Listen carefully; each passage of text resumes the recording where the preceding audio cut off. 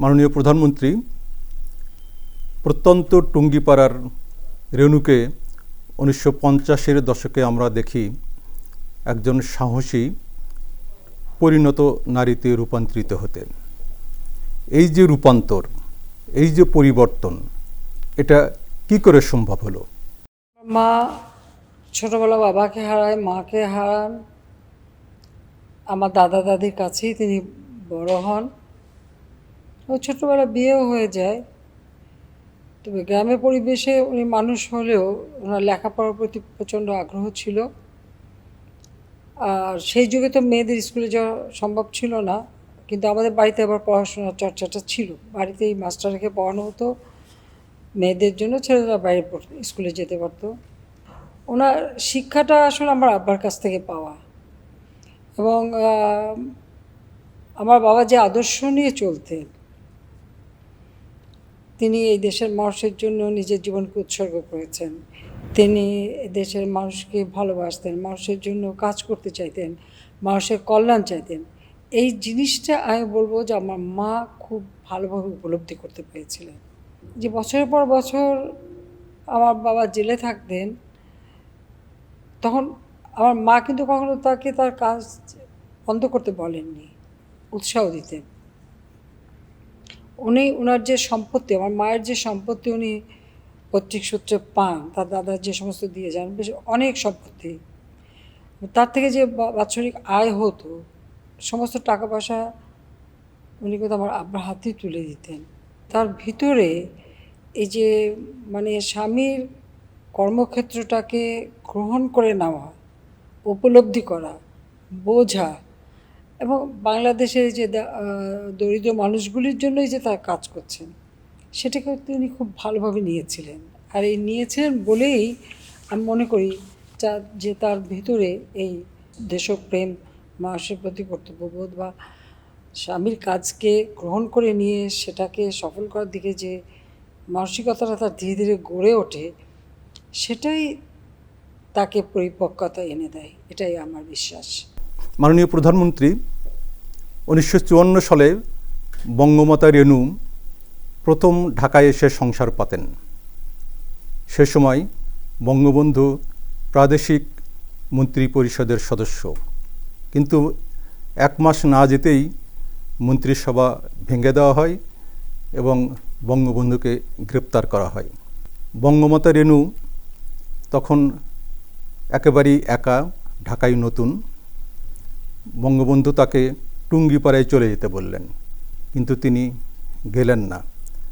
তিনি একেবারে অসহায়, একাকী। এই যে একটা অবস্থায়, এই অসহায় অবস্থা বঙ্গমাতা রেণু কীভাবে মোকাবেলা করলেন? আপনি তার জ্যেষ্ঠ কন্যা হিসাবে কিভাবে মূল্যায়ন করবেন? আমরা তো তখন খুব ছোট, আমি কামাল জামাল তখন একদম ছোট, হামাগুড়ি দেয় অবস্থা। 54 সালে ঢাকা আসার পরেই আব্বা যখন মন্ত্রী হলেন, আমরা মিন্টু রোডে বাসা। হ্যাঁ, এটা স্বাভাবিক, একটা মন্ত্রী বাড়ি, প্রতিদিন গাড়িতে বেড়ানো বা জীবনটাই অন্যরকম ছিল। কিন্তু মা সেখানে যেমন সংসারটা গোছাবেন, সেই গুছিয়ে আনার সময়টা কিন্তু তিনি পেলেন না। এর ভিতরেই দেখা গেল 92 ক ধারা। আর ওই সময়টায় যেমন আমার এইটুকু যেটা ঝাপসা মনে আছে, যে সারা বাড়িতে সারাদিন লোকজন, খাওয়া দাওয়া, সবসময় একটা ব্যস্ততা। কিন্তু যেদিন আব্বা অ্যারেস্ট হয়ে গেলেন, সেদিন কিন্তু সব শুনশান, কেউ নেই। তবে আব্বার একজন ফুফাতো ভাই ছিলেন, মমিনুল হক খোকা, ও আওয়ামী লীগের কয়েকজন নেতা, তারা কিন্তু সব পাশে থাকলেন, সমর্থন দিলেন। আমাদের কিছু আত্মীয় ছিলেন। তো মিন্টু রোডের বাসার থেকে ওই সময় বাড়ি চলে যাওয়াটা, আসলে এর আগে আমার বাবা যখন জেলে ছিলেন, তখন তো টুঙ্গিপাড়ায় ছিলেন। 52 সালে যখন তিনি হাঙ্গার স্ট্রাইক করেন, এই খবরটা পাওয়ার পর কিন্তু আমার মা আমার দাদার কাছে যে আবেদন করে যে উনি আব্বাকে দেখতে চান, সেটা কিন্তু আব্বার বইয়ে আছে। তো তখন নৌকায় করে কিন্তু নিয়ে আসে, কিন্তু ততদিনে ওনাকে আবার আব্বাকে নিয়ে গেছে ফরিদপুর, যে দেখা হলো না। তো স্বাভাবিকভাবে যখন 54 সালে আব্বা অ্যারেস্ট হয়ে গেলেন, আমার মা যেহেতু আবার ঢাকায় কারাগারে থাকবেন, তোমার কাছে ওইটাই সব থেকে গুরুত্বপূর্ণ ছিল, যে ঢাকায় থাকলে অন্তত 15 দিন একবার দেখা পাবেন বা মাঝে মাঝে দেখা পাবেন, সমর্থন দিতে পারবেন। তো সেই জন্য থেকে গেলাম। আমরা নাজিরবাজারে একটা বাসা মাত্র 60 টাকা ভাড়া সেই যুগে, সেই বাসাটায় যে উনি উঠলেন, ছোট্ট একতলা। তো আমার দাদা দাদি এটা ঠিক সবসময় সমর্থন দিয়েছে, সাথে সাথে দাদা দাদি চলে এসছেন, পাশে থেকেছেন, বাড়ির থেকে চাল ডালও পাঠাতেন, সব রকম ইয়ে করতেন। কিন্তু মা আর বাইরে যাওয়ার কথা চিন্তা করেননি। করেননি একটা কারণে, সেটা হচ্ছে যেহেতু কারাগারে আব্বা বন্দি, থাকলে অন্তত খবরটা পাবেন নিয়মিত, অন্তত তার পাশে থাকতে পারবেন, সমর্থন দিতে পারবেন। এটাই ছিল সবথেকে বড় জিনিস। আর একটা জিনিস আমি বলবো, যে কোনো একটা বিপদের সময় বা কোনো কিছু একটা সময় আমার মা কিন্তু কখনো খুব হতাশ হতেন না বা সাহস হারাতেন না। যে কোনো একটা পরিস্থিতি মোকাবেলা করার মতো একটা মানসিক শক্তি, এটাকে যেন মনে হতো যেন খুব স্বাভাবিকভাবে ওনার ভিতরে গড়ে উঠেছিল। হতে পারে এটা, এটা আমি বলবো একটা সবথেকে বড় কথা, যে যে গভীরভাবে তিনি আমার আব্বাকে ভালোবাসতেন, সেই ভালোবাসার জোরটাই ছিল সব থেকে বড়। বঙ্গবন্ধু আজকে বাইরে তো কালকে জেলে। সাধারণভাবে পরিবারের শীর্ষ ব্যক্তি জেলখানায় গেলে গৃহিণীর কী অবস্থা হতে পারে তা সহজেই অনুমেয়। বঙ্গবন্ধু যখন আটক হতেন বা জেলখানায় যেতেন, বঙ্গমাতা কিভাবে এই পরিস্থিতি মোকাবেলা করতেন? আসলে সেভাবে যদি বিচার করেন, আমার আব্বার একটা কথা আমি বলি, সবসময় উনি হাসতে হাসতে বলতেন যে আমি তো জেলখানায় থাকি আর মাঝে মাঝে বাড়িতে আসি, আর আব্বার কথাটা হচ্ছে যে আমি তো সারেন্ডার করেই আছি, সংসারের ব্যাপারে যা করবেন আমার মা করবেন, এবং প্রত্যেকটা ব্যাপারে উনি সিদ্ধান্ত নিতেন। কারণ যেমন আব্বাকে কখনো আমার মা কোনো দিন আমি সংসার চালাবো কীভাবে, তা আমার কোথায় কী হচ্ছে এইসব অভিযোগ করতেন না, এবং সবসময় এটা বলতেন তোমার চিন্তা করা লাগবে না, তুমি দেশের চিন্তা করো, সংসারের দায়িত্ব আমার। এই যে দায়িত্বটা নিয়ে নেওয়া এবং সব কিছু নিজের করা, এবং আব্বাকে যে এখান থেকে মুক্ত রাখা, এবং ওনার কাজটা যেন, অর্থাৎ দেশের জন্য উনি যে কাজ করেন, দেশের মানুষের জন্য কাজ করেন। কারণ আমি তো আগে বললাম যে সবথেকে বড় জিনিস হলো যে আমার মা আমার বাবার আদর্শটাকে খুব আন্তরিকভাবে ধারণ করেছিলেন, গ্রহণ করেছিলেন, যেটাই তার সব থেকে শক্তির উৎস। এবং সেই জন্য সাংসারিক কোনো ব্যাপারে আমার আব্বাকে কিন্তু কখনো উনি উত্ত্যক্ত করতেন না। জীবনে আমরা শুনি নেই, এবং আমাদের বাড়িতে একটা জিনিস ছিল, কখনো কোনো জিনিস বলা যাবে যে নাই, কিছু ফুরিয়ে গেলে বলতে হবে ফুরিয়ে গেছে।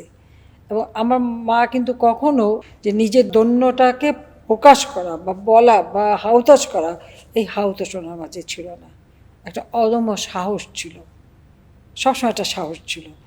কাজে এটা মনে হয় যেন একটা ভিতর থেকেই মানে ওনার গড়ে উঠেছে। আর হতে পারে আমার দাদা দাদির কাছে মানুষ হওয়াতে হয়তো সেই শক্তিটা উনি পেয়েছেন। আমার দাদা তো এসব ব্যাপারে খুবই শক্তি ছিল, আমার দাদিও তাই সবসময় সমর্থন দিয়েছেন, এবং আমার মার মাঝেও যে জিনিসটা, সেই সাংসারিক ওই শিক্ষাটা উনি পেয়েছিলেন।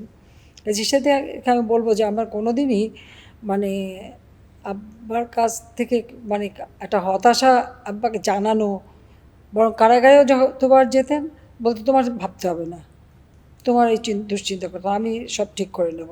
কখনো কোনো ব্যাপার নিয়ে কোনো দিন তিনি অভিযোগও করেননি, অনুযোগও করেননি, হতাশাও দেখাননি, যেটা আমার আব্বার রাজনৈতিক জীবনের একটা বড় শক্তি।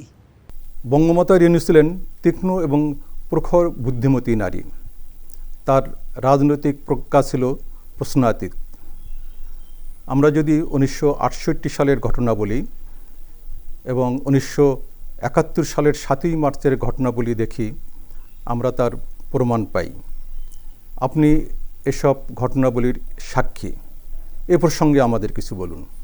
আব্বা যখন 6 দফা দিলেন, আপনারা যদি একটা দেখেন যে এই একটা সিদ্ধান্ত 6 দফা অল্প সময়ের মধ্যে সমগ্র মানুষের কাছে গ্রহণযোগ্যতা, এটা কিন্তু করতে হয়েছে।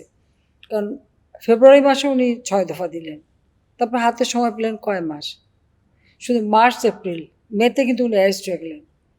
এই সময় তিনি সারা বাংলাদেশ ঘুরে, আমার আব্বা সারা বাংলাদেশ ঘুরে সভা করলেন, 6 দফাকে মানুষের কাছে নিয়ে গেলেন, 32 দিনে 35টা জনসভা, এরকম একটা হিসাব পাওয়া যায় যে ওই গোয়েন্দা সংস্থার রিপোর্টে। কিন্তু আমরা জানি যে উনি প্রতিনিয়ত যাচ্ছেন, দিনের পর দিন একটার পর একটা মিটিং করে যাচ্ছেন আর মানুষকে 6 দফা বোঝাচ্ছেন এবং ব্যাপক প্রচার হয়।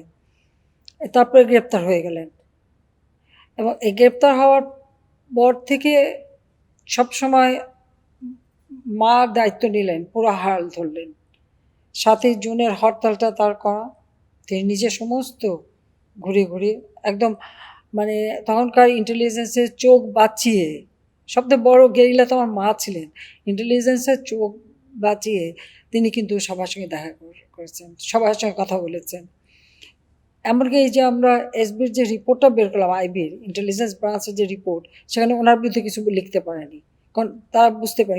কিন্তু আমাদের বাসায় সারাক্ষণ আইবি অর্থাৎ ইন্টেলিজেন্স ব্রাঞ্চ সবসময় নজরদারিতে রাখত। কিন্তু সেই নজর এড়িয়ে মা ছাত্রদের সাথে, আওয়ামী লীগের নেতাকর্মীদের সাথে যোগাযোগ রাখা, সমস্ত আন্দোলন সংগ্রামের সব কিছু আয়োজন করা, তারপরে কী কী সিদ্ধান্ত হবে, কী কী না হবে সব কিছু বলা, তিনি কিন্তু নিজে এইভাবে করে গেছেন। এবং তার কতগুলি সিদ্ধান্ত আজকে সেটা বিশ্লেষণ করে দেখা যায় যে বাংলাদেশের জন্য অত্যন্ত গুরুত্বপূর্ণ ছিল।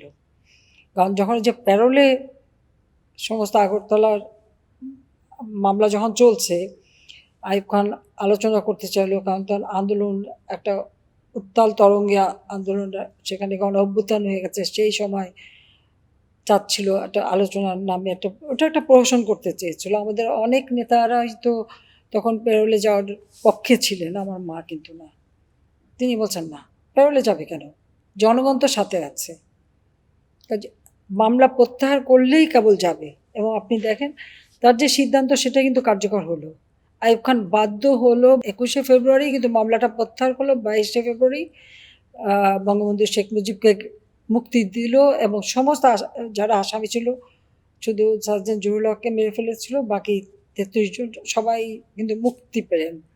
তো ওনার একটা সিদ্ধান্ত কতগুলি জীবন বাঁচালো আর দেশের জন্য একটা বড় দিক নির্দেশনা দিয়ে দিল যে বাঙালি তাদের আন্দোলনে জয়যুক্ত হলো। সে তখন একটা প্রাথমিক বিজয়।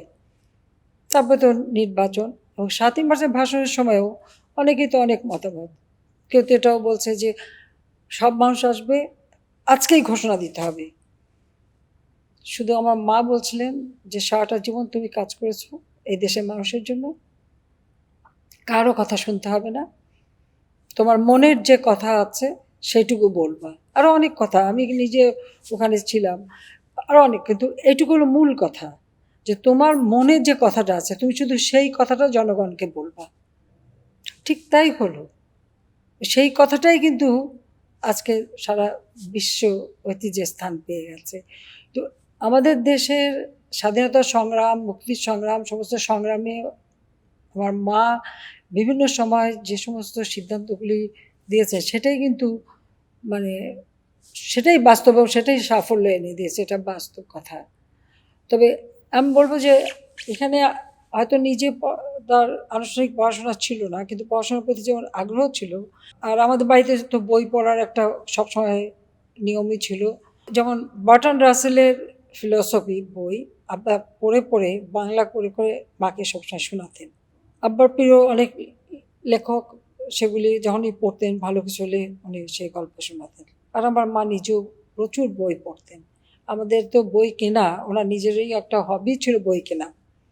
তিনি নিউ মার্কেটে যেতেন, বই কিনতেন। আবার আব্বা জেলে থাকলে আব্বার কী কী বই প্রয়োজন আব্বা তালিকা দিয়ে দিলে সেগুলি কিনে যেমন পৌঁছাই দিতেন, আবার নিজেও পছন্দ করে কিনে নিয়ে আসতেন এবং অনবরত পড়তেন।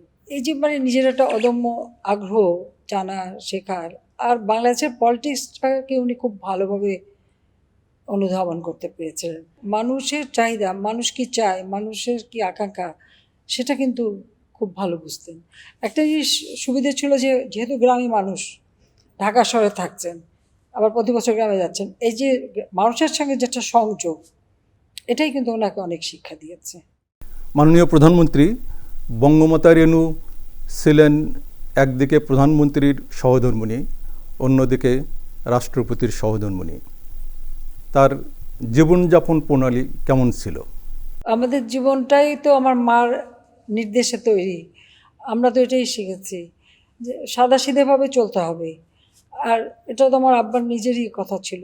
এদেশের মানুষ খেতে পারে না, এদেশের মানুষ একবেলা ভাত পায় না, তাদের সামনে শাড়ি গহনার জলুস দেখানোর তো কিছু নেই।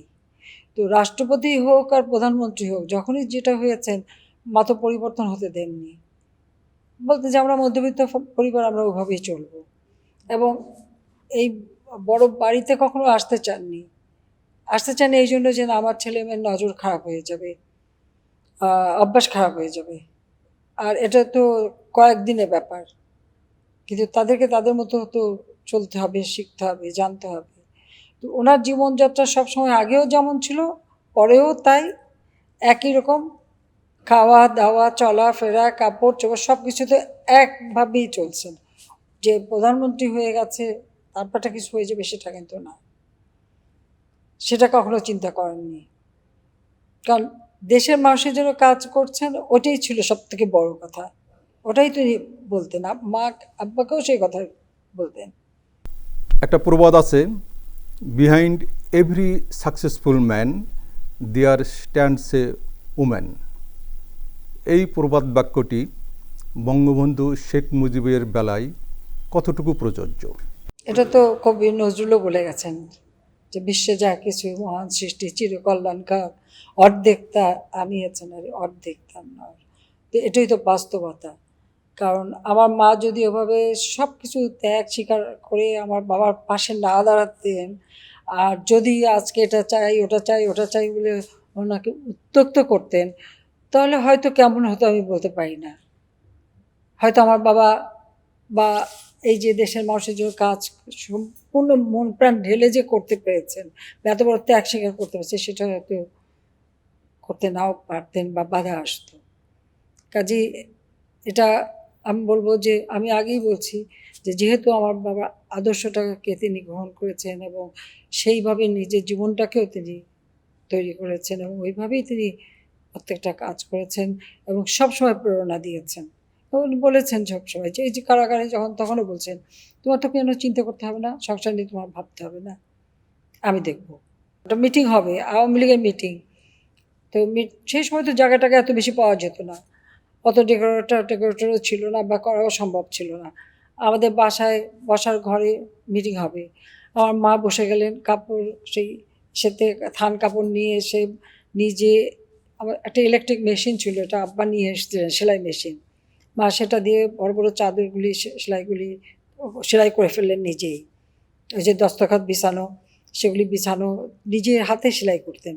তারপরে এত লোক খাবে, সবার রান্না করা, 100, 150, 200, 300 লোকের রান্না তো আমার মা নিজে দাঁড়িয়ে থেকে করতেন। আমাদের প্রতিষ্ঠা আমার বাড়িতে যেমন এবার একটা ছোট পাখির ঘর, সবসময় দৈনন্দিন রান্নার পাশে আরও বড় বড় 2টো চুলো করা ছিল, বড় বড় হাঁড়ি টাড়ি সব রাখা ছিল। তো নিজে দাঁড়িয়ে থেকে সমস্ত রান্না করাতেন, নিজে বসে থেকে সব করতেন, রান্না করে এই সমস্ত মানুষকে খাওয়ানো। তারপরে যে চা বানানো, এমনকি পান বানানো, আগে তো সবাই পান খেত, তো চা পান সবসময় থাকতেই হতো।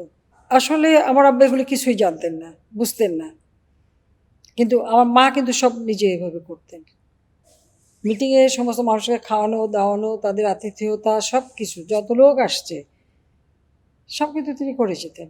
আমি তো বলতে পারি আব্বা বোধহয় বলতেও পারতেন না যে কীভাবে হচ্ছে, কোথা থেকে হচ্ছে, এর জন্য কী টাকা লাগবে, কিচ্ছু জানতেন না, সব আমার মা করতেন। মাননীয় প্রধানমন্ত্রী, আপনারা সন্তানেরা বঙ্গমাতার দ্বারা কতটুকু প্রভাবিত? মাই তো আমাদের জীবনটা গড়ে তুলেছেন, আর মার কথার বাইরে যাওয়ার মতো ক্ষমতা তো আমাদের ছিল না। আর আমাদের দৈনন্দিন জীবন সব কিছুর সিদ্ধান্ত সব মাই তো দিতেন। তো মার কাছ থেকে তো সব শিক্ষা পাওয়া, তার যেটা প্রভাব সেটা মায়ের কাছ থেকে পাওয়া। আর এটা বলবো যে আমার মা কিন্তু আমার আব্বার যেটা আদর্শ সেটা নিয়েই চলতেন বলে এখানে কোনো দ্বন্দ্ব সৃষ্টি হয়নি, কখনো কখনো কোনো দ্বন্দ্ব আমি দেখিনি।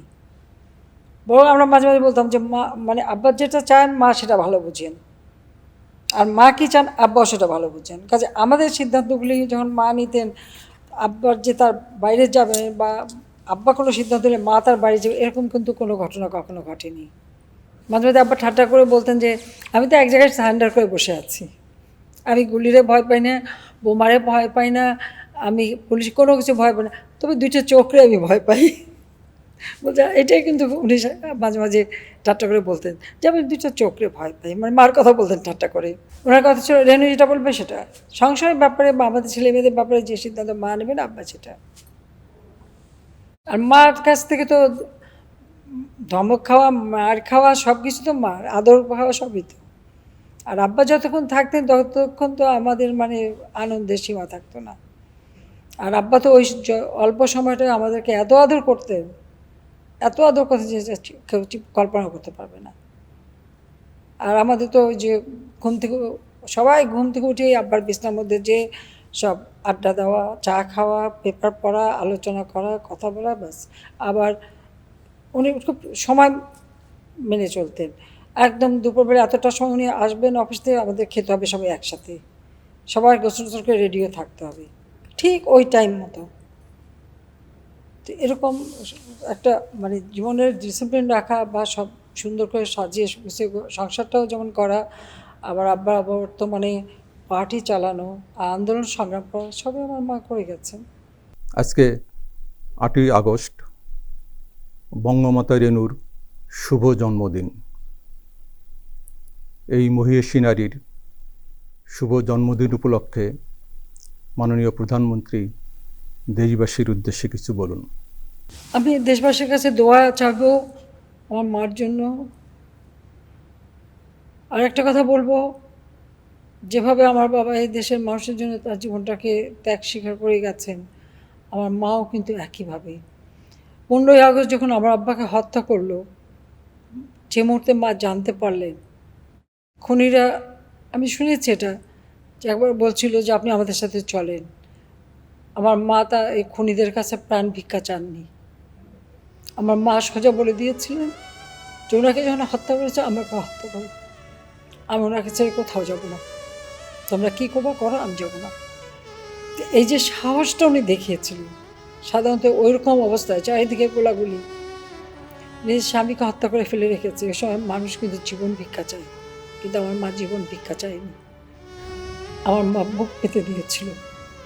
এই যে মার এই যে মহান ত্যাগ, আমার সারাটা জীবন তিনি যে কষ্ট স্বীকার করে গেছেন, আমি দেশবাসীর কাছে দোয়া চাই, যে দোয়া করবেন যারা 15ই আগস্টে শাহাদাত বরণের সবাইকে যেন আল্লাহ বেহেশতে নসিব করে। আর যে আদর্শ নিয়ে আমার আব্বা এই দেশটা স্বাধীন করেছিলেন, সে গরিব মানুষ, দুঃখী মানুষের মুখে হাসি ফুটানো, সেটা যেন করতে পারি, তাহলে আমার মায়ের আত্মা, আমার আব্বার আত্মা শান্তি পাবে, এটুকু আমি বলতে পারি।